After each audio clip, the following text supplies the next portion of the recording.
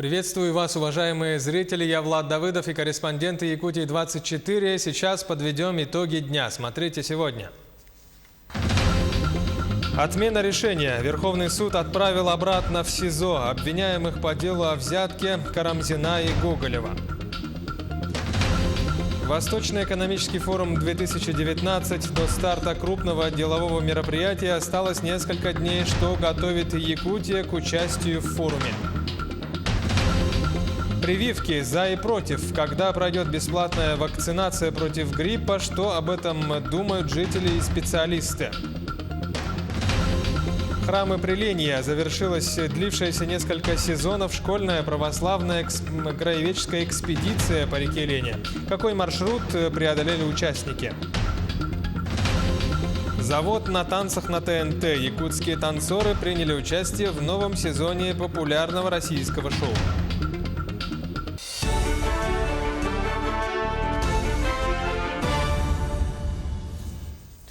Обвиняемые по делу о взятке в особо крупном размере Георгий Карамзин и Василий Гоголев снова отправлены в СИЗО.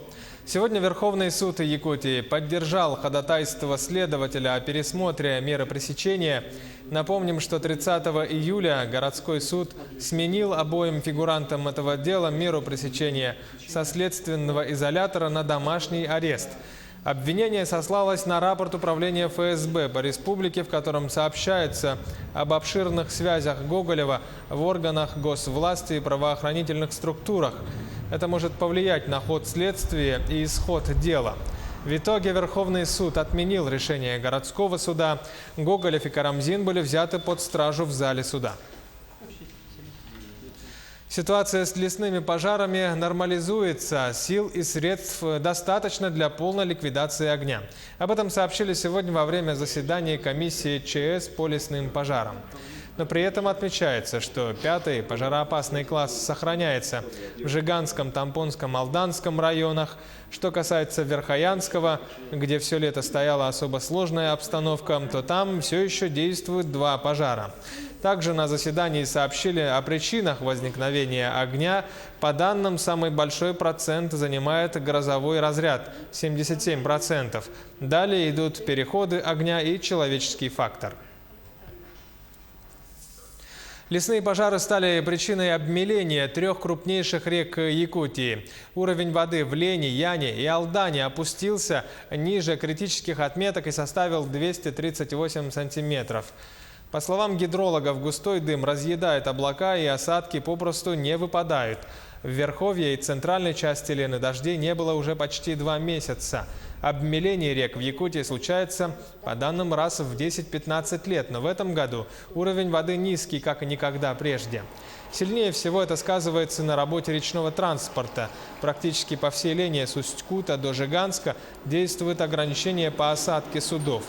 По плану должны завести 1 245 000 тонн жизнеобеспечивающих грузов, из них на сегодня отгружено пока только 905 000 тонн.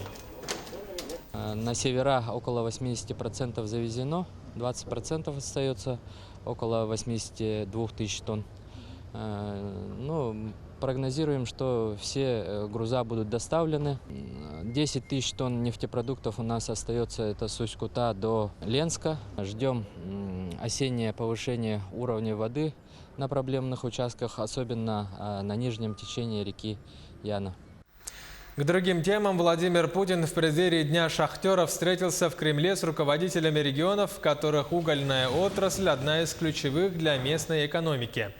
Президент отметил, что уже на протяжении 3 столетий угольная промышленность делает весомый вклад в развитие страны, а российских шахтеров всегда отличали мужество и прямота, их труд пользуется заслуженным уважением.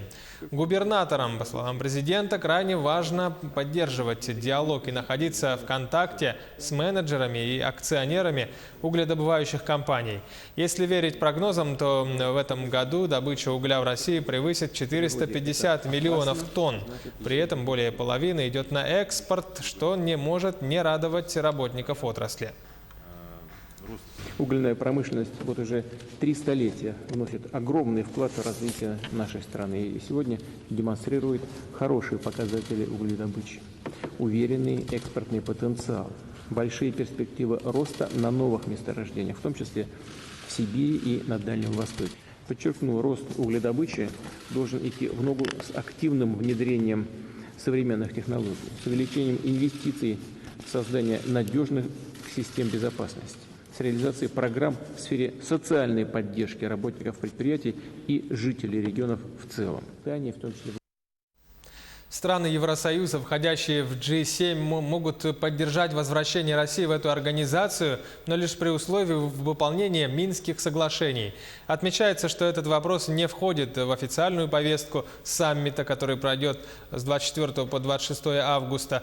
Однако он может быть затронут участникам встречи в рамках дискуссий по дальнейшим отношениям с Москвой. На брифинге в Брюсселе, посвященном подготовке к саммиту, уточнялось, что ЕС считает оправданным исключение России из G7 в нынешних условиях и выступает против возвращения до изменения ситуации.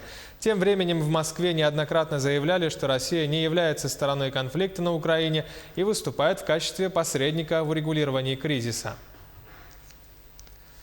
Ну а до начала 5-го Восточного экономического форума во Владивостоке остаются считанные дни. Как идет подготовка к крупному событию и какие проекты готова представить Якутия на этом форуме? Подробный обзор представляет Иван Лазаренко. Восточный экономический форум проводится ежегодно на площадке Дальневосточного федерального университета на острове Русский в городе Владивосток с 2015 года. В этом году Восточный экономический форум пройдет в 5-й раз с 4 по 6 сентября. Цель форума – это возможность регионам представить свои проекты, на реализацию которых бюджетных средств не хватает, и привлечь средства международных финансовых компаний для реализации этих проектов на Дальнем Востоке России. Всего на территории Дальневосточного федерального округа создано 1718 инвестиционных проектов, которым предоставляются меры государственной поддержки. Объем инвестиций по достигнутым на форумах соглашениях 3,8 триллиона рублей. Количество новых рабочих мест, предусмотренных по результатам этих соглашений, более 140 тысяч. Фактически уже осуществлено инвестиций на сумму 531 миллиард 300 миллионов рублей и создано 37 тысяч рабочих мест. За 4 предыдущих года проведения Восточного экономического форума Республика Саха-Якутия подписала более 75 соглашений на сумму более 433 миллиардов рублей. Среди наиболее крупных реализованных проектов по соглашениям, подписанным на форуме, можно выделить следующие. Ветропарк в поселке Тикси, разработка Среднебутуобинского нефтегазоконденсатного месторождения, запуск нового алмазного месторождения Верхнемунское, горнообогатительный комбинат Тарын на месторождении Дражное, круглогодичная теплица Саюри в селе Сырдах, парк высоких технологий IT-парк. Необходимость привлекать средства международных финансовых организаций отметил глава республики во время проведения выездной сессии Восточного экономического форума, которая прошла в Якутске в конце июля. Сегодня развитие Дальнего Востока идет достаточно динамично. Нужны колоссальные средства, на мой взгляд, сопоставимые по своим размерам с той суммой, которая в целом по стране выделяется на национальный проект.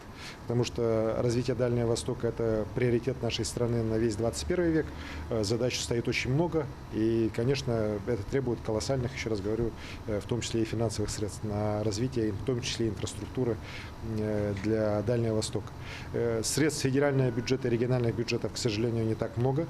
Мы не можем за счет только бюджетных средств развивать инфраструктуру. Но для строительства ряда инфраструктурных объектов, которые нужно решать уже сегодня, тот же Ленский мост, те же вопросы развития социальной инфраструктуры, энергетической инфраструктуры, средства должны привлекаться уже сегодня.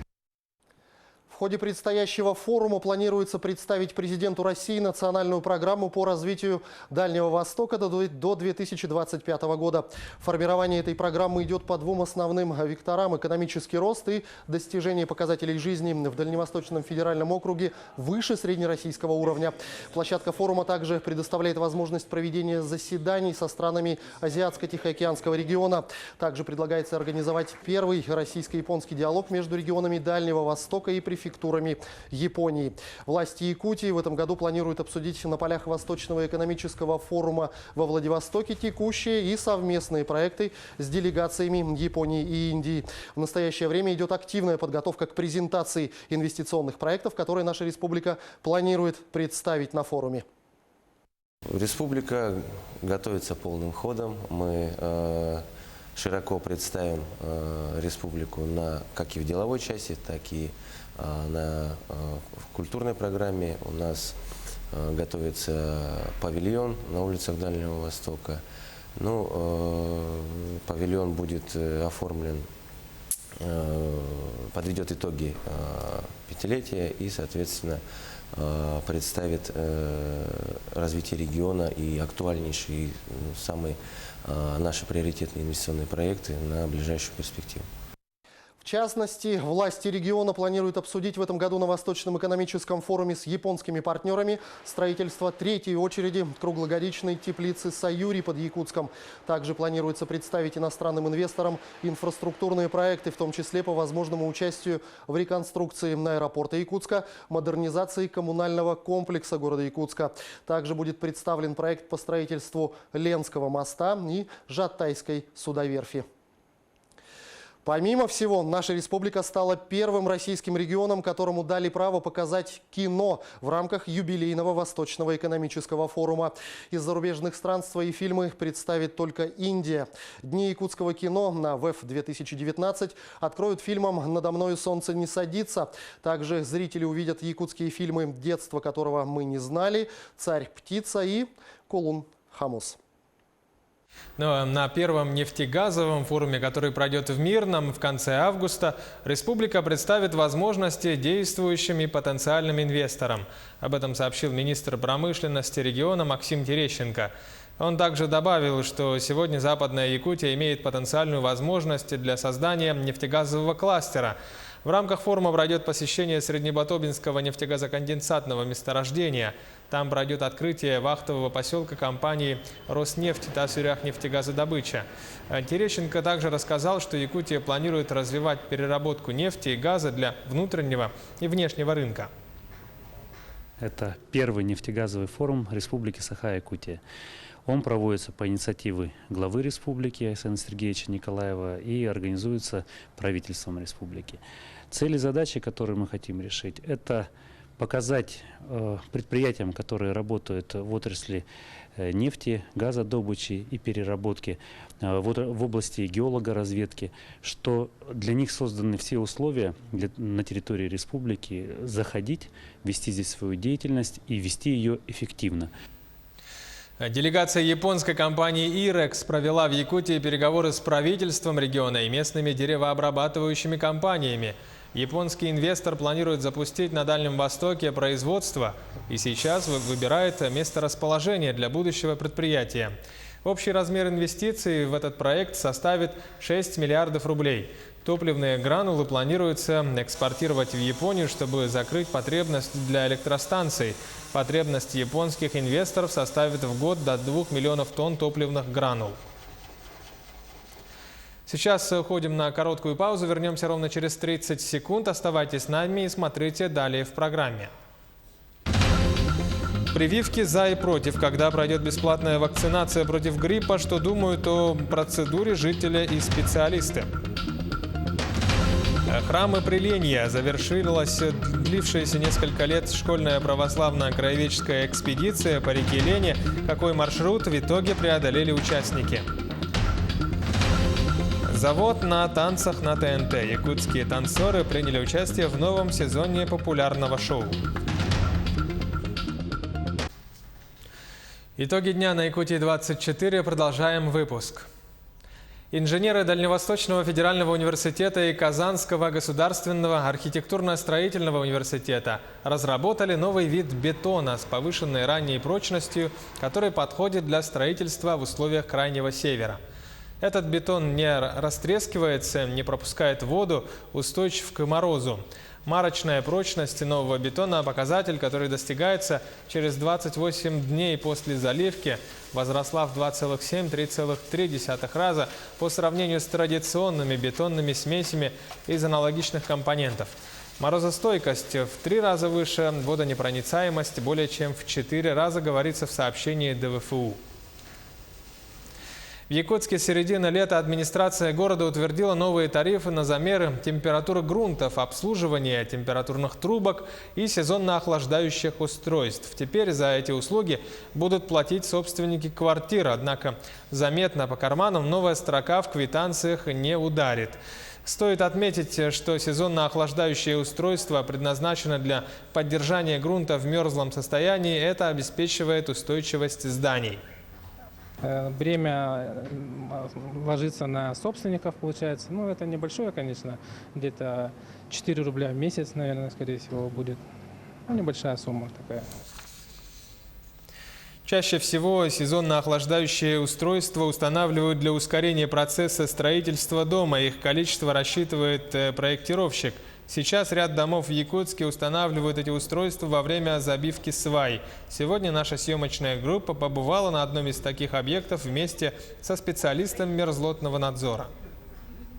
Чтобы ускорить время строительства, да, они поставили сезонно охлаждающее устройство, чтобы грунты в первую же зиму они устоялись, уже несущую способность они выдерживают, получается. Во время забивки свай они поставили для того, чтобы в дальнейшем проблем не было с установкой, чтобы единым каркасом поставить, в смысле без шварных швов сильных, чтобы она более эффективно работала с момента строительства, начала строительства. Бесплатная вакцинация против гриппа в этом году должна охватить более 50% населения Якутии. Прививочная кампания уже началась, и все желающие могут получить прививку в поликлиниках по месту жительства. А что думают о вакцинации горожане Якутска и что, их мнению, могут противопоставить специалисты? Репортаж Сусанны Рожиной. По всей республике началась прививочная кампания против гриппа. Следует отметить, что в этом году она началась намного раньше. Ранее до этого прививки от гриппа получали в октябре. В первую очередь будут привиты дети, беременные женщины, старики, инвалиды, сотрудники медицины и бюджетных организаций. В этом году мы должны привить против гриппа федеральной вакциной, то есть бесплатно, 490 тысяч человек. Это составляет 50% от населения. Сейчас вакцины уже поступили во все медучреждения города и идет доставка по районам. Получить бесплатную прививку можно по прописке в прикрепленной поликлинике. Сейчас у нас в поликлинике появилась вакцина Совигрипп. Со вчерашнего дня мы ее начали уже ставить. Советуем ее всем. Особенно детям, которые идут только в детский сад и идут только в школу. То есть меняют свою микрофлору в общественных заведениях, учебных, детских учреждениях. Тоже будем всем ставить, да. Но следует отметить, что среди населения нет однозначного отношения к прививкам. Кто-то, следуя национальному календарю прививок, ставит все вакцины, а кто-то всячески избегает. Без прививок все равно не узнаешь, допустим, чем ребенок болеет или что-то. То есть, получается, на все эти годы не получала прививки, все было в порядке со здоровьем. Как только прививки получила, сразу начала болеть очень часто. Любую инфекцию везде подхватит уже. Иммунитет ослаблен. Получаем во время. Нормально переносим, нормально. Бывают температурки, но это, мне кажется, и в порядке вещей. Нормально всегда переносили своего ребенка. Положительно. Дети должны получать своевременно прививки. Хорошо, только что получили. Нормально переносит. Ничего такого, побочных эффектов не было. Как мы видим, все индивидуально. У кого-то может быть реакция, а у кого-то нет. Но все же медики и эксперты рекомендуют получать прививку, чтобы легче переносить болезни. Населению хотим напомнить, что вакцинация является единственной эффективной мерой профилактики против гриппа. Она предотвращает риск развития осложнений. Потом, если человек даже после прививки заболеет, он перенесет заболевание легче, чем непривитой. Получить бесплатно прививки можно в поликлиниках по месту жительства до ноября, а также в школах и детсадах. Выездные бригады будут прививать и работающее население. Кроме того, можно платно вакцинироваться в Центре иммунопрофилактики города. Сусанна Рожина, Павел Пахомов, Якутск. В последнее воскресенье августа отмечается День шахтера. Как известно, угледобывающая промышленность – одна из основ экономики Якутии. На протяжении многих лет одним из ведущих предприятий считается Якутуголь. Также на серьезную производственную мощность вышла компания «Колмар». Поэтому в угольной отрасли сегодня трудятся тысячи жителей промышленных районов республики. И для всех них День шахтера поистине народный праздник. Из Нерюнгринского района передает моя коллега Екатерина Павлова. В Нерюнгринском районе в преддверии Дня шахтера было добыто 11 миллионов 300 тысяч тонн угля. И по словам главы района Виктора Станиловского, рубеж в 20 миллионов не за горами. В День шахтера прибыл в Нерюнгринский район председатель правительства республики Владимир Солодов. Первым делом его визит состоялся на горно-обогатительный комплекс Инанглинская, где сегодня ведется масштабное строительство обогатительной фабрики Инанглинская-2 общим объемом 12 миллионов тонн в год. Также делегация посетила Нерюнгринский разрез. В этот праздничный день на разрезах якутугля была добыта 2-миллиардная тонна с крыши. Праздник угольщиков является самым важным для Нерюнгринского района. В городе проживает немало семей, где уже сложились династии угольщиков. Также на торжественное мероприятие был приглашен Александр Рудых, заслуженный строитель республики. За 40 лет угольной промышленности он заработал орден шахтерской славы. Добрый день, дорогие нерюнгринцы. Мне охота от всей души поздравить весь коллектив Якутугля, который начинал, стоял у истоков этого угольного месторождения. В дальнейшем, конечно, получается, его отодвинули, и теперь процветают компании такие, как Колмар, Инанглинский и прочее. Они больше стали добывать угля. Но это хорошо, для города это лучше. Есть рабочие места, есть куда молодежи пристроиться. Вот ДВ ГУПС, который он работает полностью уже на разрез, на обогатителей и прочее. Они молодые, получают специальность и целенаправленно их забирают не это самое Колмар работать. Это хорошо, когда есть рабочие места, значит город будет жить. Всех с праздником, с Днем шахтера! Празднование Дня шахтера продолжается. Коллективы угольных предприятий собираются на торжественное шествие. Затем все продолжится народным гулянием, куда любят выходить целыми семьями и торжественно праздновать самый знаменательный день – День шахтера для Нерюнгринского района. С праздником! Этим летом в Тикси завершилась длившаяся несколько сезонов школьная православно-краеведческая экспедиция по реке Лене под названием «Храмы Приления». Участники экспедиции, ленские школьники, проплыли практически по всей длине реки, около 4500 километров. Подробнее мой коллега Сергей Евсюков. Завершающий этап школьной православно-краеведческой экспедиции стартовал 3 июля из Якутска и завершился 24-го в Тикси. За 3 недели сплава по реке участники преодолели около 1700 километров, половину из которых спускались по водной глади на лодках, а оставшуюся часть прошли на теплоходе. Цель данной экспедиции, как и предыдущих, изучение истории и развития православия в Ленском крае. На всем протяжении Лены участники исследовали места, где ранее находились храмы или часовни, или то, что от них осталось. Ищем фундаменты, ищем брошенные храмы, перевезенные храмы в другие деревни, храмы, которые переделали, ну и они почти все были переделаны по всякие клубы, всякие хранилища, склады там и так далее. То есть такой, на самом деле, исследовательский, исторический такой материал собрали за эти годы. Вместе со взрослыми занимались исследованием и школьники, которые выразили желание сплавиться по реке и вложить свой труд в возрождение православных традиций. Долгое путешествие по Лене на лодках, конечно, нелегкое испытание, но ребята в восторге от такой поездки. Поначалу, да, конечно, вот это лесное все, там дрова, воду. Ты приезжаешь, мы в прошлый раз приехали в 12 ночи, надо там дрова наколоть, воду поставить, кушать, сварить, накормить взрослых, наших рулевых. И потом вот только мы, там все, спальники, палатку ставить. Когда ветер, это ужас. Когда мы плыли на лодках, в основном мы боялись непогоды, грозы, там, дождя. А в основном просто плывешь, спишь, не знаю, мне понравилось. Но более всего ребятам понравилось, когда пришлось поменять средства передвижения. В районе Жиганска участники пересели с лодок на теплоход. Это было связано с тем, что на том промежутке реки уже идет слишком широкий разброс берегов, и слишком высокие опасные волны. То есть на лодках было бы просто очень небезопасно идти. Перед экспедицией путешественники изучали различные документальные и архивные материалы.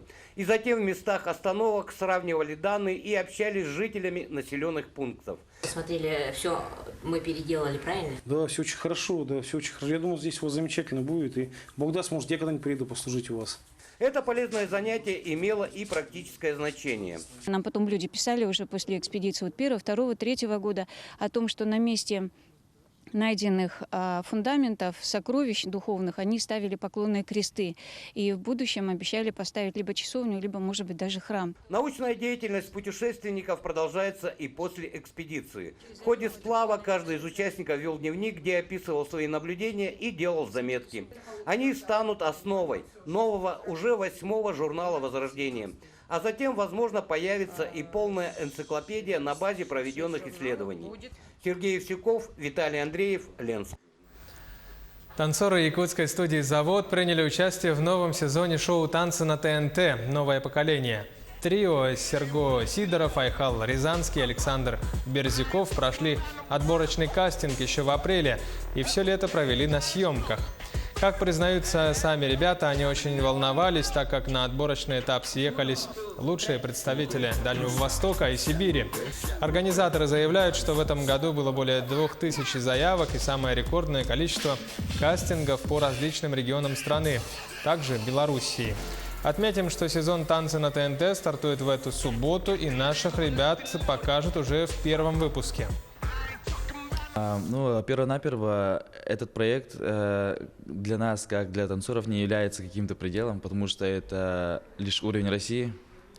И получается, в планах очень много проектов, очень много высот, которые мы должны покорить. В этом проекте мы хотим показать свой максимум. И чтобы люди нас заметили, увидели, болели, поддерживали. Всем привет, вся республика. Болейте за нас, смотрите, переживайте. 24 августа в 9 часов вечера по каналу ТНТ. Танцы на ТНТ, 6-й сезон. Погнали!